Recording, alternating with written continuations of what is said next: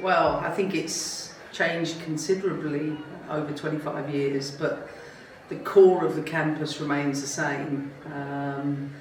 Of course, there's no Derwent there in the same capacity anymore, but you can see with the gentrification from the sports hall to various buildings across campus, it was always a pretty place, and it still is, and I love that at its core it's remained that way.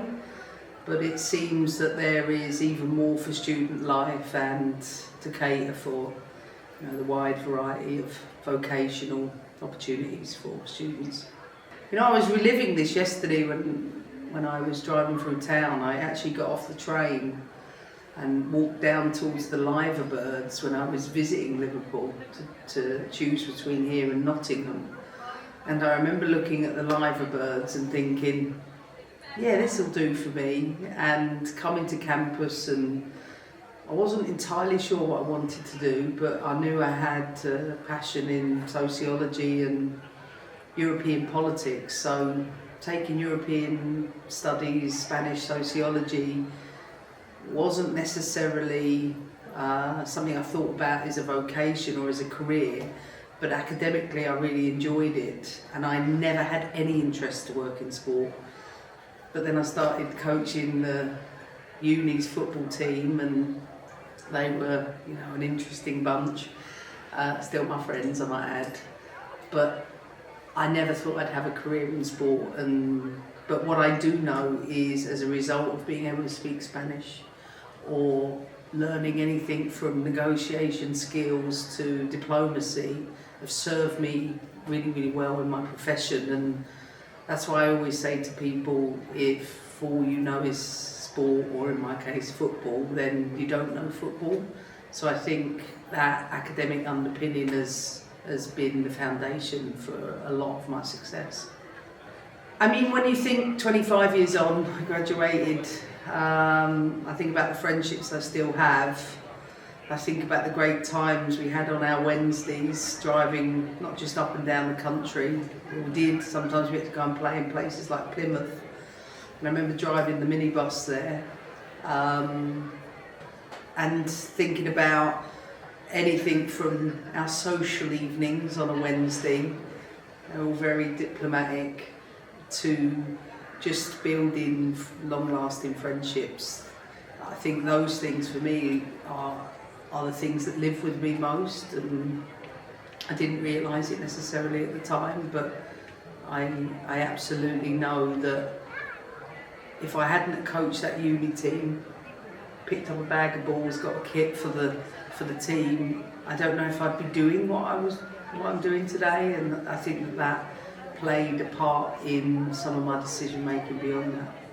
I mean, Liverpool for me is always going to have a special place for passion that's in the city. It's a gritty place with hard-working people with strong family values, and a community that I've always admired because of the way they take care of themselves. And I think of lots of different events, not just tragic ones from Hillsborough onwards, that what I've always resonated with is how people come together no matter the divide, and I think that's something that is synonymous with Liverpool.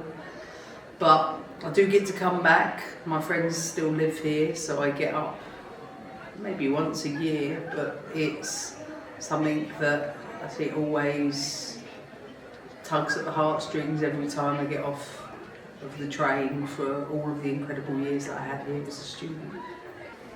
No, of course I wasn't expecting it. I didn't even realise you could get an honorary anything for maybe doing something other than studying. But when I think about the years, the days, the weeks, the months I've put into a career, I'd like to think I've become an expert in that in many ways, and of course I feel proud to be honoured by a place that shaped that narrative.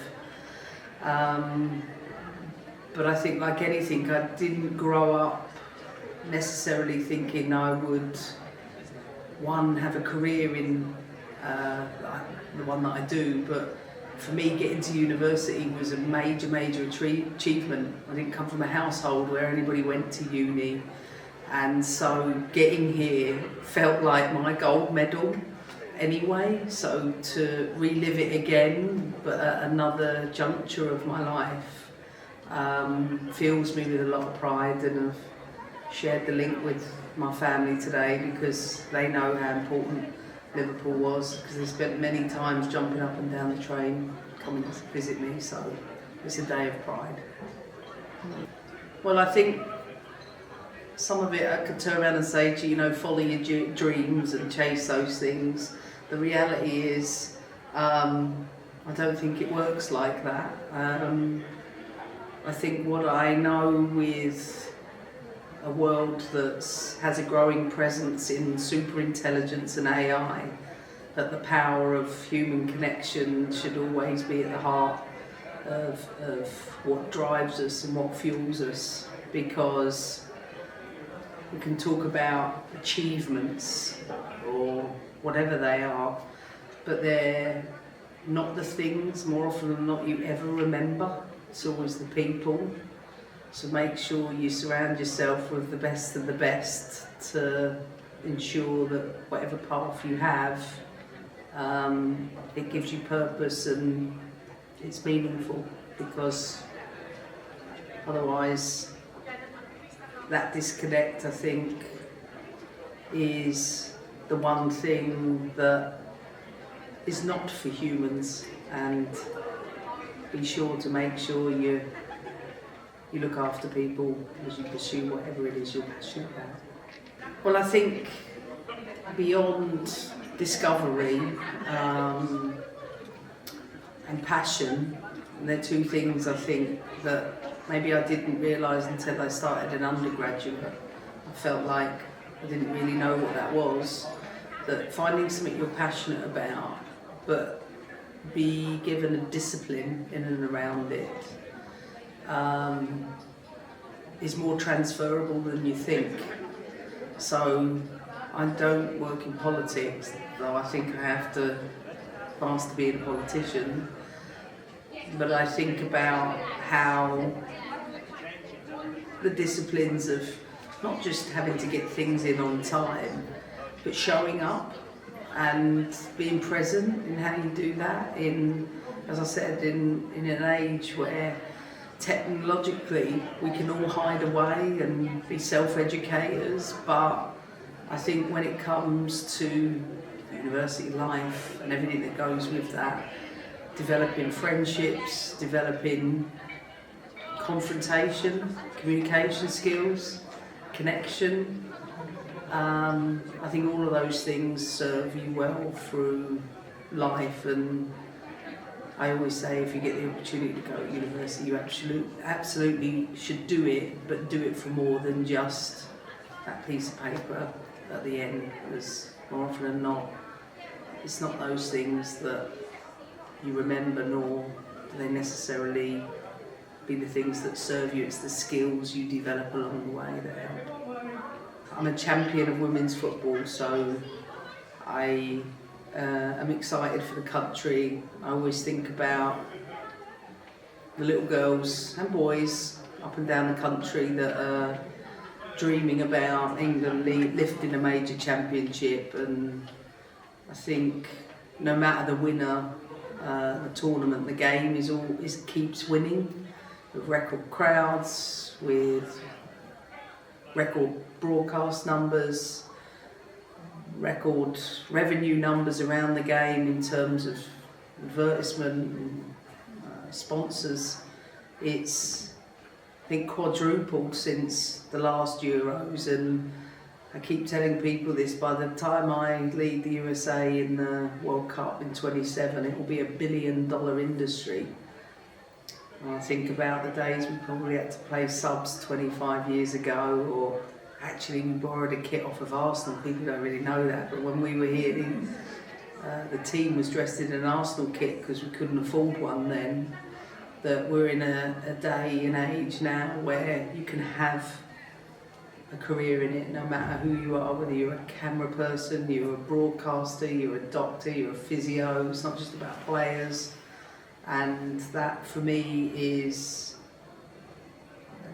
I know that's my reason for doing what I've done, and I'm sure if England win at the weekend, it will inspire another set, another generation, and hopefully, more importantly, a call to action around creating even more opportunities for girls, where I still think there is an inequality and a lack of access to sport in the same way that it is for boys. I say when the sport's been banned for 75 years, you have a lot of catching up to do, but I think it's important in the women's game we keep doing it through our lens, and that our game and our insights and everything in and around us must be positioned through a female lens. It's not about replicating. I think we make the mistake of doing that sometimes, and I think it's important that as the sport is positioned on a more equal footing and its business acumen around it is well structured, then I think we can start to carve the sport out in the way that works for girls and women, and that for me is the absolute next step.